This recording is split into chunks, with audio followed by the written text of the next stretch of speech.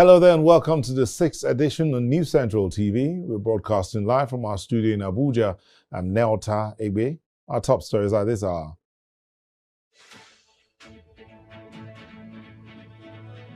gunmen reportedly attacked churches in Kaduna State, abduct more than 100 worshippers during Sunday service.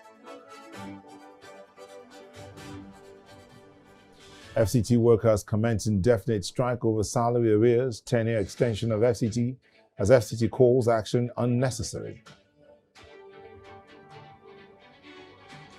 Minibus truck collision claims lives of 13 school children in Johannesburg. Details in a moment.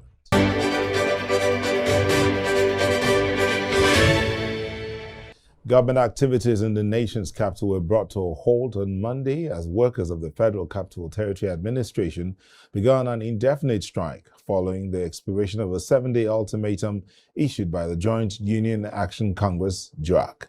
Since the strike began, the main FCTA secretariat in Garki and offices across the 6 area councils have remained shut. Union officials are turning back staff and visitors at the gates. The workers are protesting what they describe as the illegal extension of tenure for retired permanent secretaries and directors and the failure to remit pensions and housing fund deductions, amongst other welfare issues. Too much. They brought out success rate of 22.5%. If that is how dense we've been in the FCT, I don't think we would be where we are today. And so we called them because this is the first time we're doing a CBT exam. Recall the papers and let's sit on a round table and see what exactly is wrong. I can categorically tell you here that there were glitches. There was power failure, and just power would go off. And they don't come back to look into that. There was power failure here. Time is up, time is up. There were glitches like invalid login details. So you're sitting at your computer, you try to log in, it tell you invalid. There was overcrowdedness. It was just not the way decent exams are being conducted. And immediately after the exams, we wrote our report, this and this and this we observed. So we thought they were going to call us, even with the mass failure by their report. And let's see, so what do we do? So what do we do with the issues that we raised? They didn't. So they just decided to do what they want. Yes, up until this moment. Just for clarity's sake, is it staff of the FCTA that has shut the gate and prevented entry and work activities? Yes, because that is part of the strike. It will not make sense if you're on strike and then the doors are open. We did the shutting. And I assure you there is total compliance. If you go to our other offices, you'll see that there's total compliance to tell you that the staff are not happy. Yes, sir. My name is Comrade Rifkatu Iyotie, the president of the Joint Unions Action Congress, FCTA. Meanwhile, the Federal Capital Territory Administration says the ongoing drug strike is unnecessary, noting that 10 of the 14 demands have already been met. In a statement released on Monday by the Senior Special Assistant on Public Communication and Social Media, Larry Alainka, he said the FCT Minister, Mr. Nation Wiki, has paid 13 months of the hazard variance and begun wage award payments. He added that over 286 million naira in promotion arrears was approved last month, while issues around directors' tenure have been resolved. The FCTA says outstanding matters, including pension remittances, are being addressed by a joint committee, with groups such as the Law Officers Association withdrawing from the strike. The administration has asked security agencies to allow non-striking staff free access to their offices. The FCTA, through the statement, is calling for renewed dialogue, stressing that workers' welfare remains a priority. News Central's Sagir Ibrahim has been following this story and joins me now to give more details. Hello, Sagir. Good evening, yes, sir. So, we heard the president there said staff are not happy. So it's not just the fact that the FCTA says the Law Officers Association have withdrawn from the strike. Does that mean that the strike is not exactly as strong as the president has said it to be? That was the reason why I asked the last question that I asked her, whether there has been compliance. And she assured that full compliance, in fact, there has been, because it's a one issue touches one and touches all situation. It's really not about whether somebody has pulled out or not, but the fact that, the union in its entirety feels pressured due to the situation of things. Then if you would want to pull out of the strike, that's a concern of yours, but then the others who have been affected will continue to clamor for these demands. Let's look at some of the things, the demands that they talked about. I mean, in that sound on tape, we missed out. What exactly are their demands? So just to mention a few, one is unpaid arrears, which up until this point they say has not been paid. Another is unpaid overhead arrears. The president had mentioned that some of the staff of the ministry have gone as far as using their personal funds, to acquire work equipment, even paper for printing. Sometimes it has gotten, to that situation. So if there is no overhead, of course, there is no way these workers can get their work done. There's an issue also of mass failure of these staffs who sat for promotional exam, which was computer-based, by the way, and it was the first time. And it was the first time, they said, according to what she alluded to, 22% was the total number of individuals who passed that exams. But considering the fact that there were so many challenges and considering the fact that it was the first time that it was happening, there had to be some form of compromise. Aside that, there's also the issue of delayed promotion of individuals, which is one way or the other caused by also a delay in the retirement of permanent secretaries, some of whom have remained in service even after their tenure in office or their term for retirement has far surpassed, and this has in one way or the other caused some form of stagnation for individuals coming from below who are supposed to move within the cadre. Exactly. So these are some, if not many, other issues that they have raised. Did they say whether they're willing to go back to the negotiation table? Or is the strike going to continue? Seeing that the FCTA has put out a statement to say, by this statement, we're calling for renegotiation. Oh yes. I mean, she had mentioned there was a 7-day ultimatum given before the strike action. So, of course, they are willing to negotiate, but then considering the fact that they had been made promises, when I saw the statement, I tried reaching out to her and I couldn't reach her, but then they had made promises. The expectation is that these promises are supposed to be met to prevent them hitting the streets. The resultant effect of what we see is because these demands were not met, and hence they say they will keep staying on the streets until the demands are met. Thank you very much, Sergey Ibrahim. Thank you. Pleasure. With continuation of our coverage of development within the area councils in the Federal Capital Territory ahead of the February polls, residents of the satellite communities have continued to react to development in their areas and are setting the agenda for political parties and their candidates. The residents of Kaduna of Gwagwalada Area Council are calling for government interventions on the state of roads, hospitals, schools, and security in the community. Our correspondent Idong Joseph is live for more update. Hello, Idong. Okay, we don't have it on right now, but we would get back to him. He's actually in the Gwagwalada Area Council.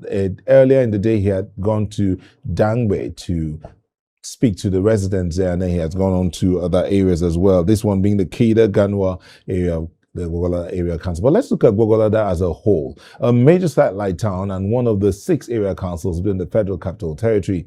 It is a strategic industrial and educational hub located about 55 kilometers southwest of Abuja city center.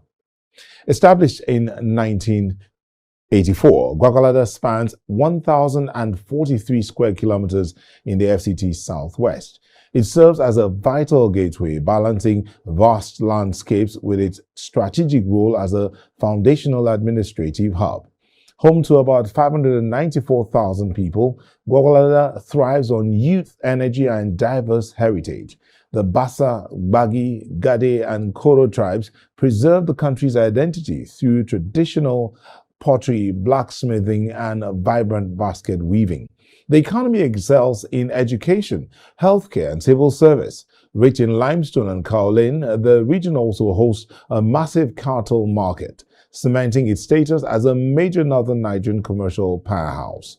Gwagwalada is a center for excellence, housing the University of Abuja and its teaching hospital.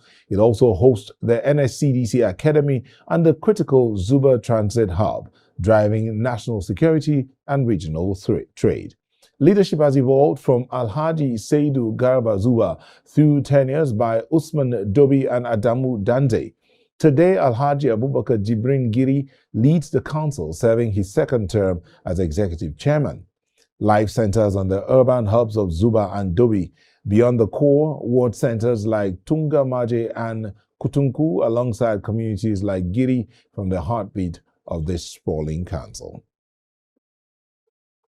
While we wait to get back to our correspondent Idong, let's move on to Kaduna, where some very sad news. A terror struck two religious gatherings in Kaduna State. Bandits stormed churches in the Kaduna local government area. Security sources report that the assailants, armed with sophisticated weapons, invaded the Ekwa and Cherubim and Seraphim churches in Kermin-Wali on Sunday morning. An unspecified number of worshippers were abducted and taken into the surrounding forest.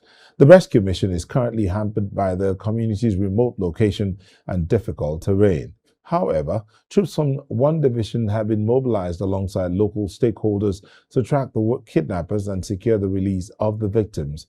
We will continue to track this developing story as more details emerge from the scene.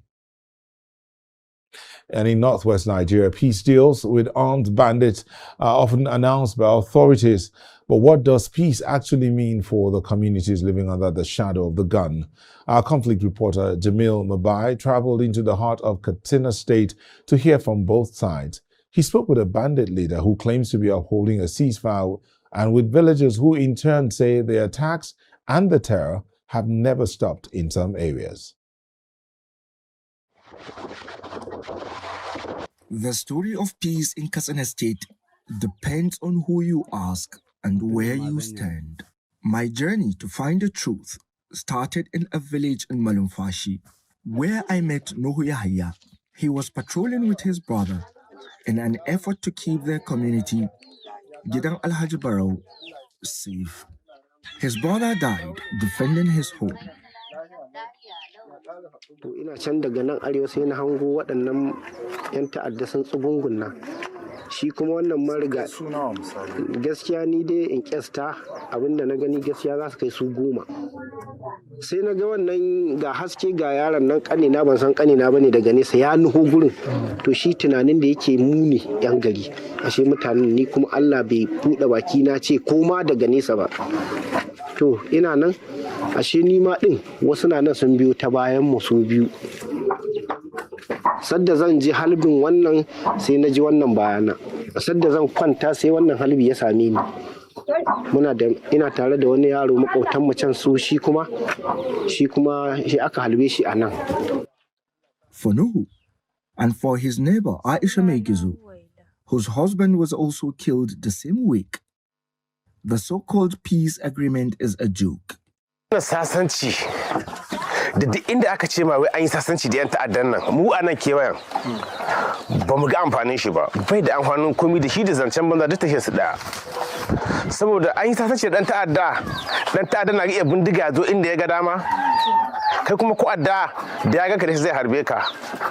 Sannan kuma a nan da suka zo mana nan din akwai ajiya talata nan daga na almaz zuwa da yi sun tara hanya sun ashi babura guda 3.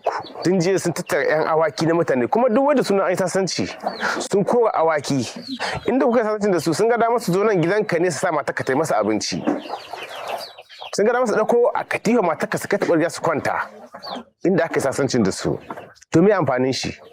From Malumfashi, I traveled north towards the forest areas. The peace deal involves promises that the government would release captured bandits from prison, while the bandits would free their kidnapped victims. Recently, the government announced that the bandits have released over 1,000 kidnapped persons across different frontline local government areas. To hear from the other side, I went to Safana local government area. There, I met Dogo Nakachala, a bandit leader. For him, the agreement is working. To ai wannan kowa wanda ke garin nan da kowa da wanda ke yawata kowa ya san yanzu ya yi lokacin da ba a zanna lahiya. To domin Allah wannan walwalai ta yi ta da sosai ma 100 bisa 100. Kaga yanzu da dai ka samu wani ka aika ya cuce ka rabi ya sayo ma rabi, amma yanzu da kanka za ka buga mashin ɗinka ka je ka saya, kaga ba wanda ya iya wannan daɗi. Lahiya lau yanzu muke zaune da al'ummarmu. But he has a complaint. He says his men are still being held in prisons across several local government areas. Mun yarjejeniya da mutanen da dama na gwamnati, misali an ce za a sako mutane kuma mu namu mun sake, amma su har yanzu ko guda ɗaya gaskiya ban gani. This is his justification for why his group might return to violence. He ended our talk with a warning. Ina kira ga jama'a da namu din da nagarin, don Allah a ɗauki wannan zaman lahiya a hannu biyu, kada a riƙe shi da hannu guda har ya zo ya kucce mu a koma yadda ake da. From his camp, I followed the fringes of Rugu Forest into Basare and Jibia areas, also hotspots for banditry. Here, communities have witnessed the return of peace since the agreement was made. In Jibia, I met more victims. Their stories differ from those in Malumfashi. Attacks have ceased. Now, this agreement we have reached with the Fulanis, we have agreed that all our people that are in their hands, that is part of our agreement, that they should release them unconditionally. And they have fulfilled that conditions. They have released all our people that are with them. Now, whenever we have any engagement with them, their usual, what they usually ask is, what of their people? Let us please respect the agreement we have reached. We have promised them that their people are going to be released. Now, we have been nagging, we have been asking government at any point in time when we meet, we have been asking. We were made to understand that. Now, it has to follow certain processes. Some of them are awaiting trial. Some of them have already been convicted. And some of them, their case has not even started. Therefore, it has to follow certain regulations. So, we are left with two parallel experiences. In one, a bandit leader speaks of peace and broken promises by the state, while in local government areas like Malumfashi, grieving families bury their loved ones, questioning a deal that has left them more vulnerable. In Katsina, for News Central, I am Jamil Mabai. We'll take a moment, and when we'll come back, we'll be speaking with our correspondent, Jamil Mabai. Just stay with us.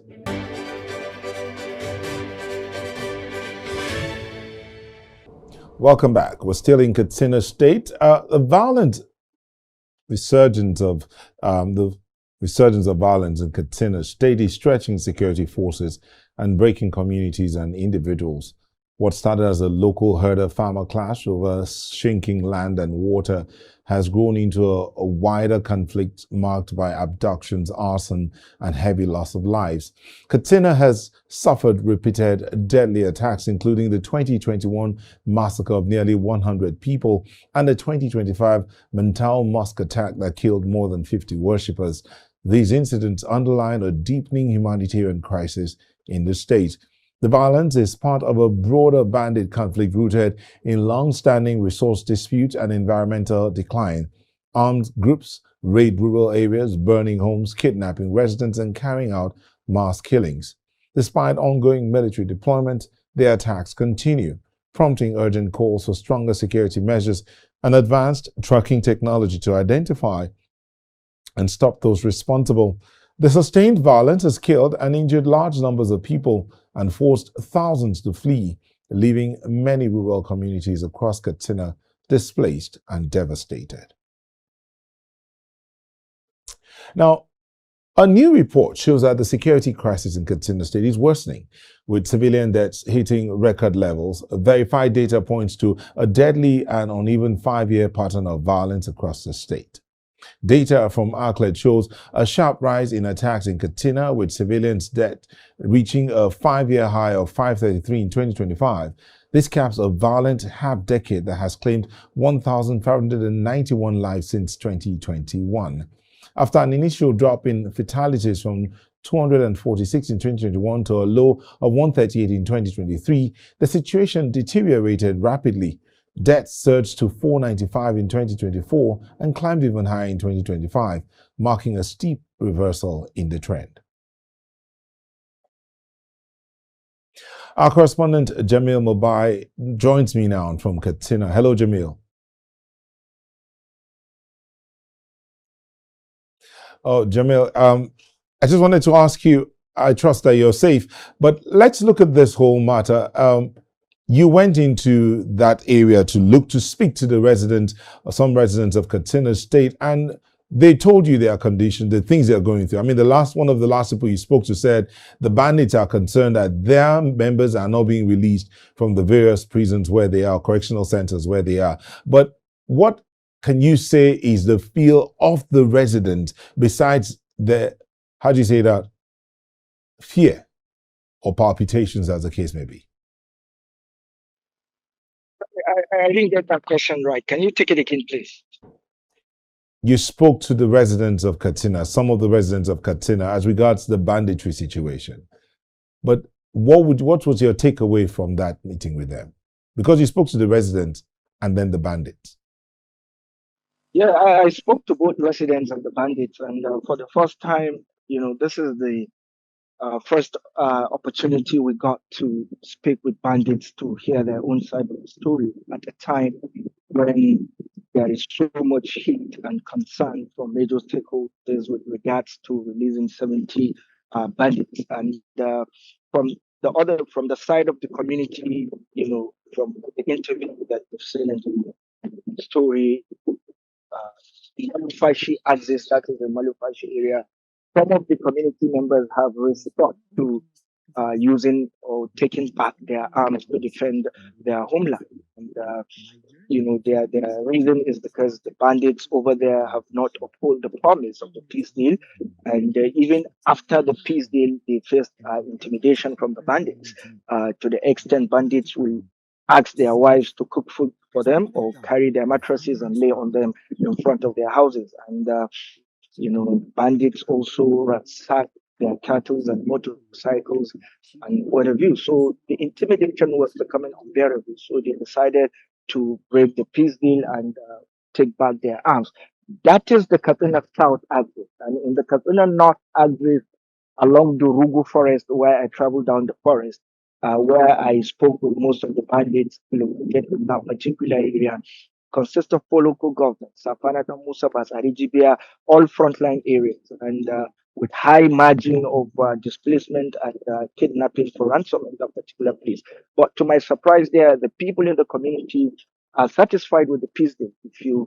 From the last person I interviewed, who is the leader of the security committee that mediated the peace agreement in Libya in particular, you've heard him saying they are appealing to government to release the bandits. But one thing is, I think a bit confusing is the appealing, the call. Is it from a point of fear or a point of surrender? Because they have no option than to appease the bandits and call on government officials to release these bandits to these people.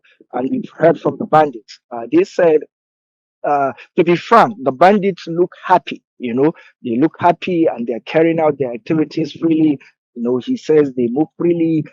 They go to markets. They have access now to hospitals. They have gathered a lot of money and now they are spending that money. And they look very, very happy. I think a bandit told me that before, for them to buy water or to drink water, they have to look their back, because anything can happen.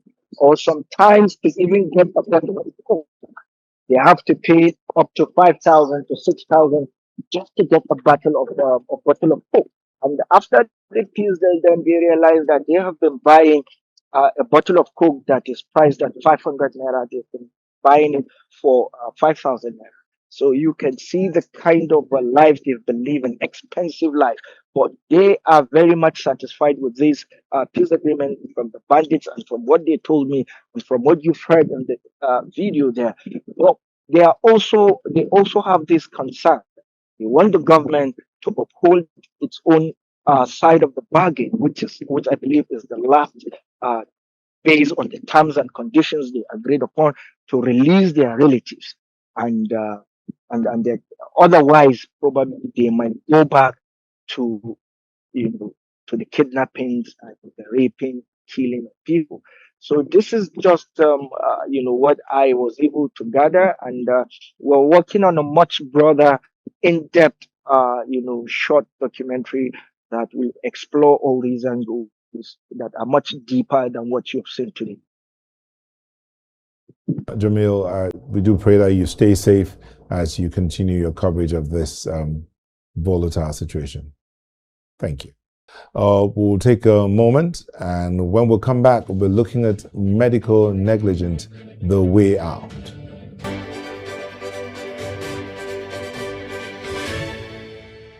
Welcome back. If you're just joining us, here's a recap of our top stories. Gunmen attack 3 churches in Kaduna State, abduct more than 100 worshippers. FCT workers commence indefinite strike over salary arrears, 10-year extension of directors as FCT calls action unnecessary. Minibus and truck collision claims lives of 13 school children in Johannesburg. Earlier in the bulletin, we spoke about the preparations for the area council elections in the Federal Capital Territory. We told you that our correspondent Idong Joseph was in Gwagwalada Area Council, where he had met with some people, and now he joins us to give us an update on what's the situation on ground. Hello, Idong. Idong, if you can hear me, just go ahead and give us an update. What's the situation, the mood of the people? What's the agenda they're setting for the next, for the set? Hello, Mr. Nota. Yeah, go ahead. Okay, we are in Gwagwalada here, and we've gone through several communities within the Gwagwalada Area Council, and presently we are in Kaida Soho community. And what we saw coming here, well, I can't just speak alone of what we saw. I'll bring a traditional ruler to speak about that. But just to give you a tip of what we saw here, coming here, you will feel that the community here, they've not felt this presence of government in their life. And when you talk about social amenities like pipe bomb, portable water supply, good road, none of that you can find here. And the only hospital they have in this community that is functionable was donated by an individual. And the one that the government provided for them, there is under lock and key. All because there are no healthcare professionals to manage that facility, and no even drugs in that facility. And so just as I said, I'll just bring a traditional ruler here so that he will speak on the plight of his people regarding this. Sir, please, can you... Okay, first you tell us your name and your designation in this community. If you can help us in English so that our audience, our international audience can also understand this. Or you can also speak in Hausa so he can interpret. Tell us the situation in this community. What are your plights here, and looking that the area council election is coming in, let's say in a month's time. Assalamu alaikum. Ni mai suna Usman Sarki. Kaida Toho. His name is Malam Usman Sarki from Kaida Soho community. Gaskiya muna da damuwa a yankinmu. Ba mu da hanya mu ya lalace. Honestly, we have a lot of problem. There is no good road, and there is no good hospital. There is no good primary school and other tertiary institute. So gaskiya muna neman taimakon gwamnati. Honestly, we need government assistance. Wurin mu yayi nisa da Gwagwalada. Our place ba mu da junior secondary school. Yara suna wahala. Our place is very far from the town. Idan ana ruwa suna ciki, ana rana suna ciki. If students are going to school, our brothers, our younger brothers, our children, if they are going to school, they are suffering a lot, most especially during the rainy season. Kuma asibiti an ba mu asibiti amma ba ma'aikaci a ciki. We have a hospital and there is no staff in it. Idan za su je, idan muna samu nakuda. If we can have assistance. Gaskiya wahala yayi yawa, kamin mu kai asibiti sai ga ai mai nakudan ta da su a hanya hannunmu. Most especially if we have a pregnant woman, if women they are on labor, before they get to the hospital in town, sometimes the baby is dead. Da ainihin maman. Even the pregnant woman herself, sometimes they lost their life. Muna taimako. So we need government assistance. Ya tamake mu. They should help us. Ba mu da ruwan sha. We don't have good water. Ruwan usuma ne muke sha. We are drinking from the river. An gina boho amma ya lalace, yawancin su sun lalace. We have boho, but it's not functioning. So bani da dogon magana Yeah. a taimaka muna a share muna hawaye He doesn't a have don much to say. mu ma mu ji daɗi da kuma shawara. Ni ina ba da shawara a nan yankin namu zabe ya zo don Allah. He's advising the politicians. The election is around the corner. Don Allah. Okay, you just suppose we'll just end it here. Then we'll take another interview with you personally because of the time. We are short of time. Okay. Thank you very much, sir. Thank you. Sorry. Okay, Nyota, you've heard from him. That is just a bit of what residents in this community are facing, because we've spoken to so many of them on the street, and what they've told us is not far from what he has also highlighted here. So much, Idong. Thank you, and well done. Let's move on to health issue. I mean, you heard the traditional ruler. They talk about the fact that they have a health center, but no health personnel. Let's stay with that matter. Recent high-profile deaths linked to alleged medical negligence have renewed concerns about Nigeria's healthcare system. From grieving families to striking doctors, questions are emerging around professionalism, brain drain, and accountability. News Central's Igbalani Omoni reports. The death of Chimamanda Ngozi Adichie's son, blamed by the family on lapses in care at a Lagos hospital, has renewed concerns over patient safety. It follows the death of Akudo John after childbirth in Lagos, and that of a mother of 5 in Kano, who died months after doctors allegedly left scissors in her body. Health experts say these cases are not isolated, but reflect deeper systematic failures in Nigeria's healthcare system. This conversation goes beyond one case. Patient safety affects both the private and public hospitals in Nigeria and all over the world.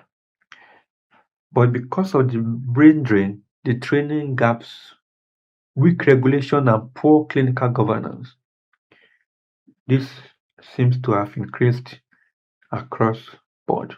Honestly, we are heroes unsung. Nobody wants to reckon with what nurses are going through. So we are grossly understaffed. The shortage is enormous and is telling on generality of the nurses. It has been very, very tough getting health personnel, both the nurses and the doctors.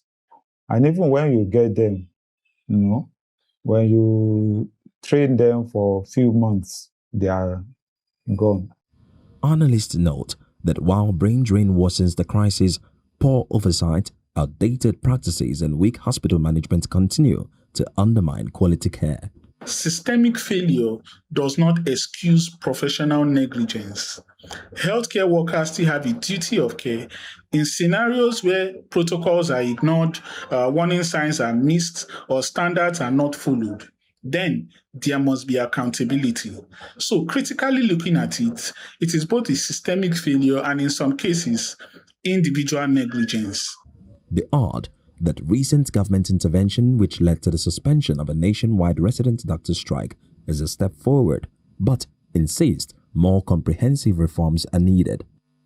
The solutions are clear: stronger regulations, strict adherence to protocol, transparent investigation of adverse events, better training and supervision, and improved condition to retain the current pool of skilled professionals.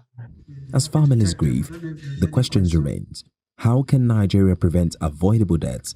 With slow reforms and waning public trust, those who can afford it seek care abroad, while many others wait and hope for meaningful change. In Lagos, for News Central, Igbalani Omni. Medical negligence cases in Nigeria are widespread, involving wrong diagnosis, delayed treatment, surgical errors leading to preventable deaths and injuries. Systemic problems like understaffing, poor equipment, and lack of awareness of fuel these incidents, and legal avenues for redress are often underutilized owing to poverty, illiteracy, and fear. Here's a timeline of widely reported medical negligence cases in Nigeria between 2020 and early 2026. In November 2020, an Abuja surgery became a nightmare when a doctor accidentally severed Irene's intestines. The error caused life-threatening complications and extreme pain, requiring multiple corrective procedures to save her life.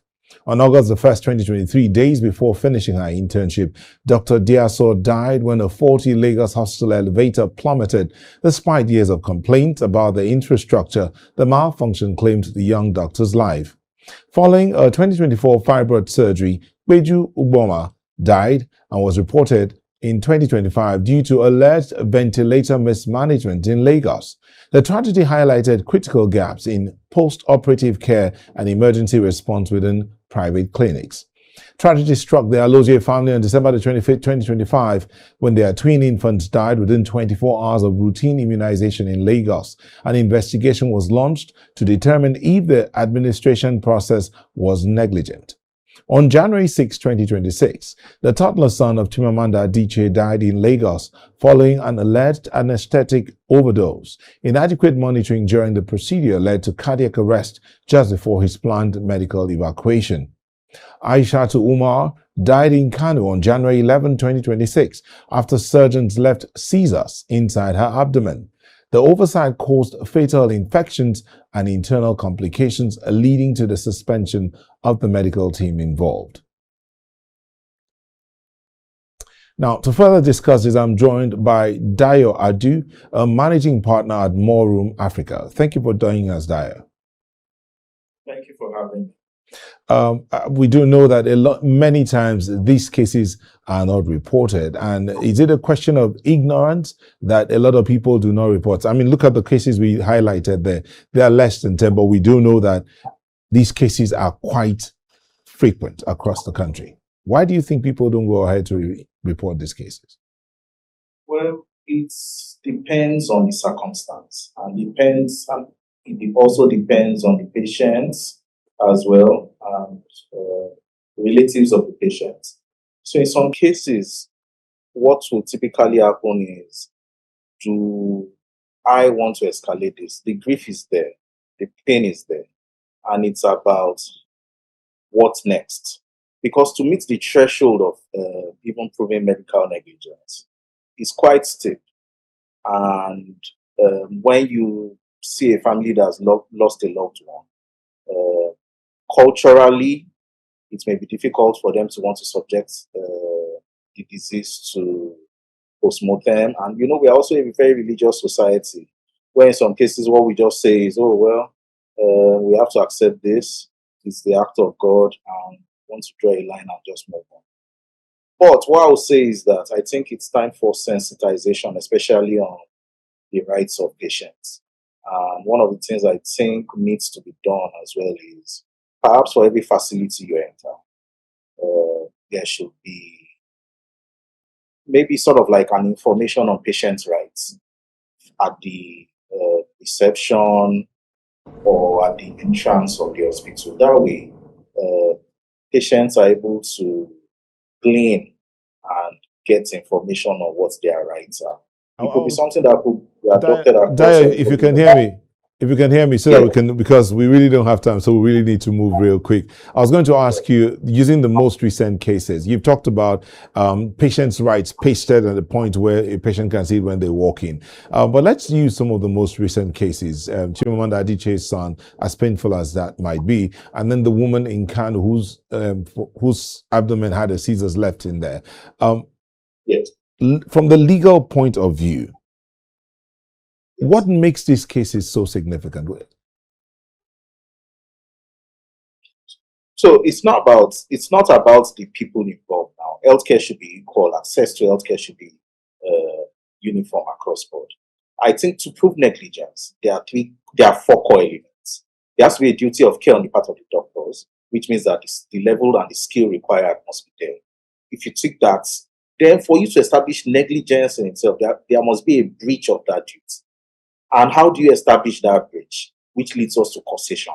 You must determine what caused that incident. And that can only be done via a postmortem of the body autopsy, as the case may be. So it is then that you can now lean on what the outcome is. So for instance, if it was a situation where the person passed on or was a situation where irreparable damage was done, the causation element is actually very critical to determining the negligence aspects of any healthcare worker that may have been involved. But just before I let you go, beyond the oh boy, what legal responsibilities do the hospitals themselves have and Nigeria's regulatory bodies? Are they even doing enough to check these issues of medical negligence?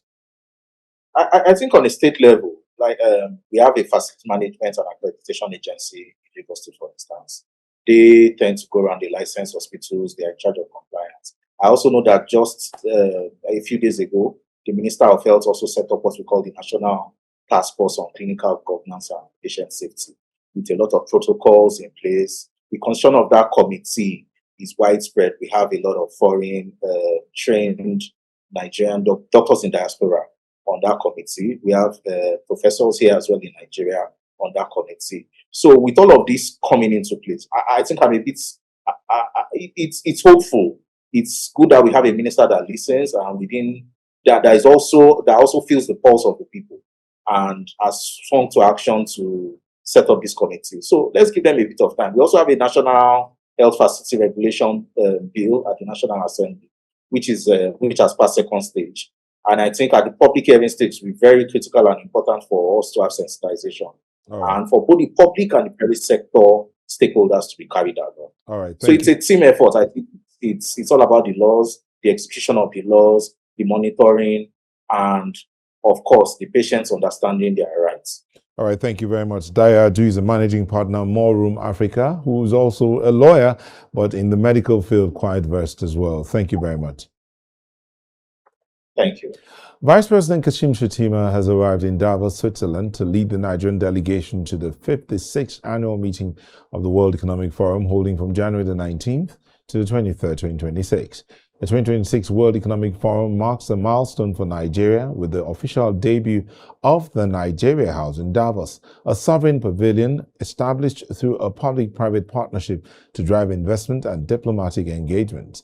Vice President Shettima is expected to present Nigeria's 2026 economic outlook, participate in high-level sessions on artificial intelligence and emerging technologies, and hold bilateral meetings with global leaders as Nigeria showcases opportunities in solid minerals, climate-smart agriculture, and the creative and digital economy in line with President Tinubu's Renewed Hope agenda. We'll take a short break and when we return, we'll be looking at what's going on beyond the borders of Nigeria. Just stay with us.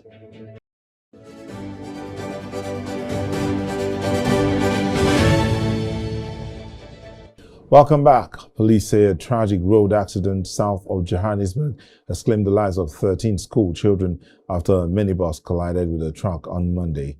The crash occurred near the Vanderbilt Park, an industrial city about 60 kilometers from the city, highlighting ongoing concerns over South Africa's road safety. Experts say deadly accidents are common due to speeding, reckless driving, and poorly maintained vehicles, despite the country's modern road network. In the meantime, President Cyril Ramaphosa has led the nation in mourning the deaths of the 13 school children. In a statement, Ramaphosa said he was deeply saddened by the deaths of the learners, describing the incident as a devastating loss for families, schools, and the country as a whole.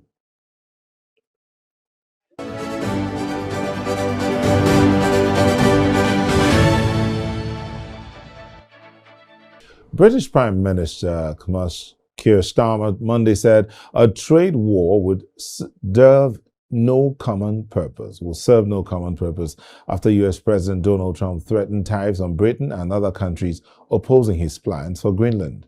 Starmer stressed that alliances are built on respect, not coercion.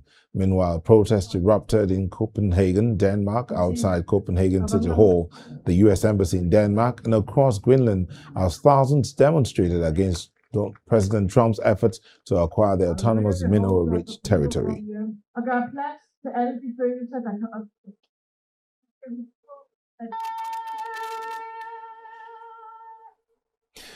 And thousands of Senegalese fans poured into the streets of Dakar on Sunday night to celebrate the country's victory at the 2025 Africa Cup of Nations. Senegal clinched their second AFCON title with a dramatic 1-0 win over host Morocco after extra time. Scenes of jubilation unfolded across the capital as supporters waved flags, sang and danced along the night. The Lions of Teranga defended their continental dominance, adding to their 2021 triumph.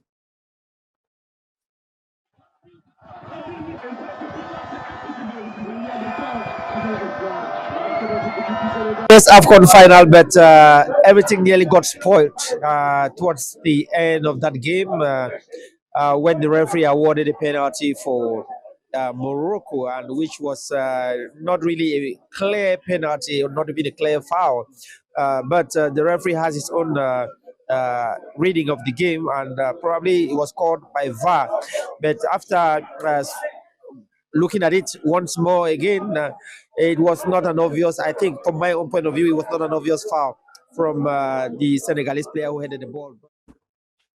Obvious foul or not, Senegal's won the AFCON 2025 and they are the ones celebrating. But that's on the 6th edition for today. Here's a recap of our major stories.